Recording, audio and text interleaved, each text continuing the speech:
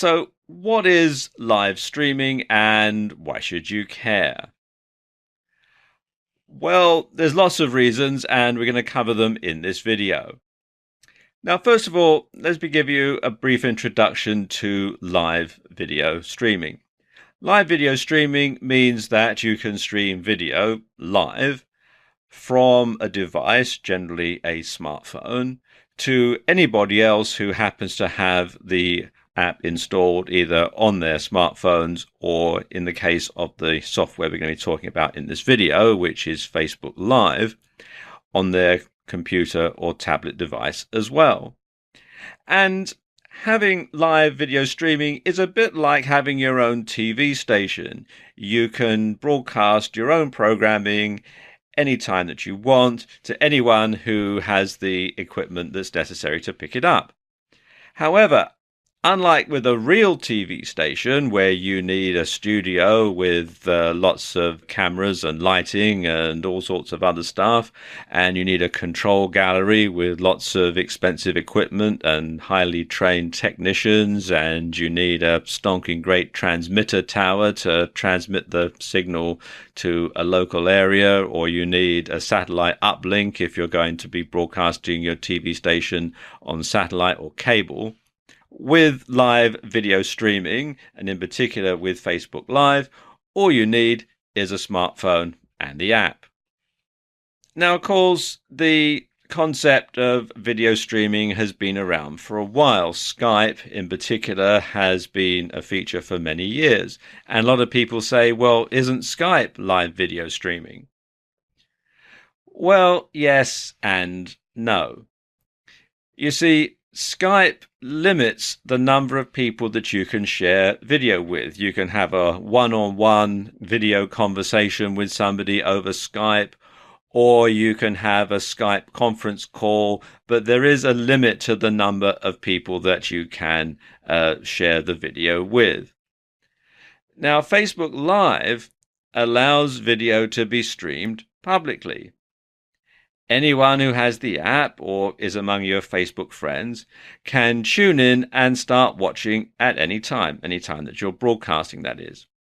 Also, unlike with regular TV, people can comment live, and that allows the person who's filming to view and respond to messages in real time. So how are people using Facebook Live? Well, if you were to tune in to a Facebook Live signal, either on your smartphone or on someone's Facebook page, you're going to see things like people doing workouts while their phone films them, people chatting over a cup of coffee or a mug of tea on a particular topic. People lying in bed just staring into the camera. It's so new. It's only been out at the beginning of 2016 that some people just simply turn it on and just see exactly what it does. So you just find people lying in bed or sitting on the sofa staring into the camera. You'll find people playing musical instruments. You'll find people just simply talking randomly on any given subject that they want. You'll find people reading excerpts from books. You'll find people who are not really doing anything, but they just are getting on with their lives and they're letting the viewers watch them as they do that. And you'll find a whole lot more besides, especially as the app gets to be more and more well known and people think of different uses for it. But what's exciting is what's likely to happen as the technology progresses and the concept catches on. Now, live video streaming allows you to truly have eyes everywhere, and you can transport yourself anywhere in the world. And you can see what's going on through the eyes of others at the very moment that it's happening. Now, if you don't believe right now that live video streaming can get really big, then consider what would happen if there was a major world event right now. Now, let's assume that there's a big riot or a demonstration going on somewhere on the other side of the world to where you live. And let's imagine that there's a journalist in the press pack that's with the police at this demonstration. That journalist could have Facebook Live on their smartphone, and they could start streaming from the middle of the demonstration, from the middle of the crowd. So you could get a really good idea as to what's going on. It would be literally just like being there. You would see everything happening unedited in real time. So again, it would be just as if you were with this person right there in the middle of the demonstration, and you could see exactly what was going on. And in the future, we can also expect technology to progress and drive this forward further. Video fidelity will improve. At the moment, there's HD, which is pretty much standard. This is what you're watching this video in. 4K is starting to come in, and there's 8K and 16K just around the corner as well. So you're going to have a lot more options. Plus, at the moment, you can only use Facebook Live on a smartphone, but you can expect that you'll be able to stream from other cameras like a GoPro or something like that in the not too distant future, I would assume.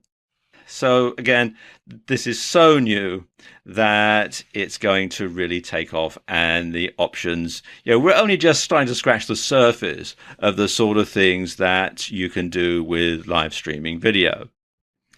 Okay, now let's look at a few stats. Now, Facebook Live is so new that there aren't a lot of stats yet. But let's take a look at some of the competition, because Facebook Live is not, the first app that does this, although it does have a lot of features that some of the competitors don't have. And in particular, they don't have the power of Facebook behind them. Now, Periscope, which is probably Facebook Live's closest competitor, has over 10 million users. And Twitter purchased Periscope for an incredible $100 million before it launched. So you can see that Twitter saw the power of live streaming before Facebook did in many ways. Meerkat launched around the same time, and it had 120,000 users by the end of the first month. Twitch, which streams live video games, had 12 billion users at the end of 2014. That's the last figures that are available. But you can bet it's probably more now. And Blab is another new streaming app which shows promise with incredible engagement, and their average user spends 65 minutes a day watching videos on the platform. And even YouTube is starting to get into the act now, and YouTube live streams some events, and the E3 event in 2015 managed to attract a gigantic 8 million viewers within just 12 hours. So, as you can see, this is fantastic news. People see the huge potential of live streaming, and they're flocking to it. You should too.